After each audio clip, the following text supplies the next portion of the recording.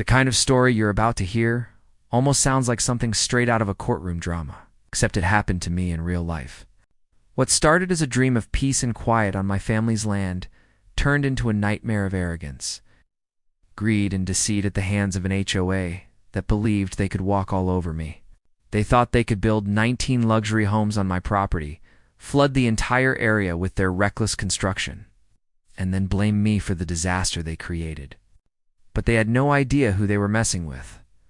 The land I'm talking about wasn't just dirt and grass. It was my grandfather's legacy.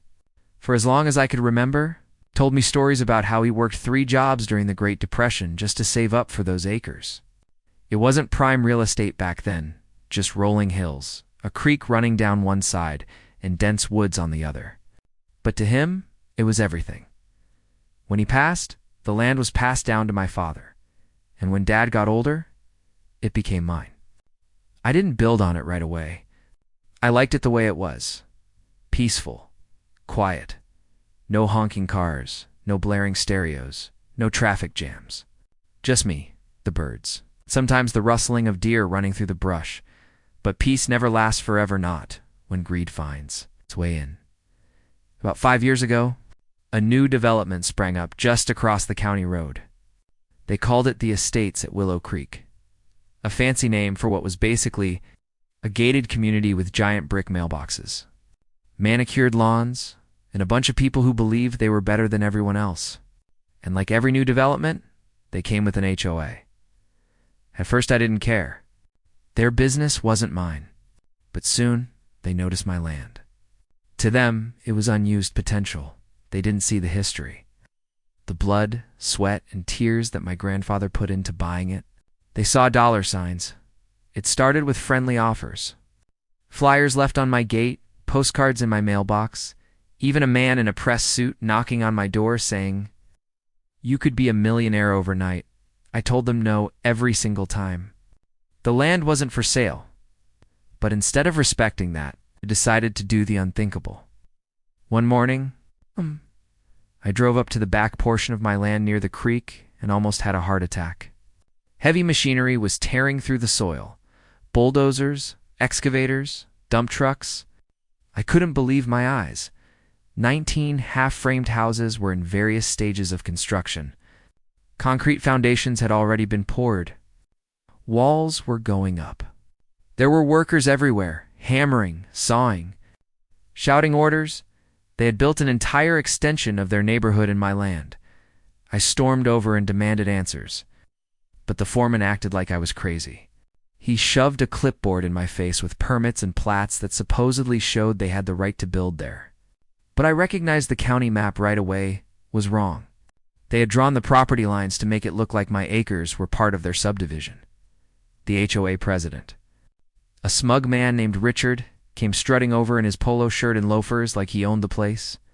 He looked me up and down and said, "Well, if you were going to sell eventually, we figured we'd speed up the process." My blood boiled. I told him they had exactly 24 hours to get their machines off my land. He laughed in my face. "You won't stop progress," he said. But I wasn't about to let this go. I hired a lawyer immediately. And when the county reviewed the case, it turned out the permits they had were filed under fraudulent maps. The HOA had bribed someone in zoning to redraw the plat lines. They knew exactly what they were doing. By the time the county issued a stop work order, the houses were already standing. 19 of them. Expensive, cookie-cutter mansions with granite countertops and 3-car garages sitting illegally on my land. And then, like a cruel twist of fate, nature itself decided to step in. My land had always had one natural weakness, the creek. Every decade or so, after heavy rains, it would swell and overflow. My grandfather always left a wide stretch of buffer land near it, never building too close because he knew better than to fight water. But the HOA, they ignored all of that. They paved over drainage areas, ripped out trees, and built homes practically on top of the creek bed. And then came the spring storm, 3 days of solid rain. Sheets of water poured from the sky. The ground was already saturated, and by the second night, the creek burst its banks. I stood on my porch watching it rise, faster and faster, until it spilled across the fields and rushed straight into the neighborhood of illegal homes. Basements filled up within hours. Driveways turned into rivers. People were wading chest-deep just to reach their front doors. By morning, the entire development was a soggy mess. And here's the kicker. Instead of admitting fault, the HOA turned around and tried to blame me. They filed a lawsuit, claiming my land had defective drainage and that I had failed to maintain the waterway, causing the flood. They wanted me to pay damages for their ruined homes they had built, illegally on land that wasn't even theirs. It was insanity. But they underestimated just how far I was willing to go. The case went to court, and let me tell you, it was a circus. The HOA hired slick attorneys who tried to paint me as some careless farmer who let his land fall apart. They brought in experts who claimed the creek was my responsibility to manage, as if I had the power to control Mother Nature herself. But my lawyer came prepared. He brought the real maps, the real deeds, and the county's own stop work orders. We showed how the HOA forged documents to steal my land. We brought in environmental experts who testified that they're reckless. Development destroyed the natural floodplain. The judge didn't need long. He slammed his gavel and declared the HOA guilty not just of trespassing, but of fraud. Their lawsuit against me was dismissed with prejudice, and instead, they were ordered to pay me damages for illegal land use, environmental destruction, and trespass. Richard, the HOA president, turned pale as a sheet when the verdict came down. His empire of arrogance crumbled right there in the courtroom. As for the 19 homes, they were condemned. The county declared them unfit for habitation. They sat abandoned, half-sunk monuments to greed until bulldozers came to tear them down for good. And my land, I got it back. Flooded for a time, sure, but still standing. Still mine. This whole ordeal taught me something I'll never forget.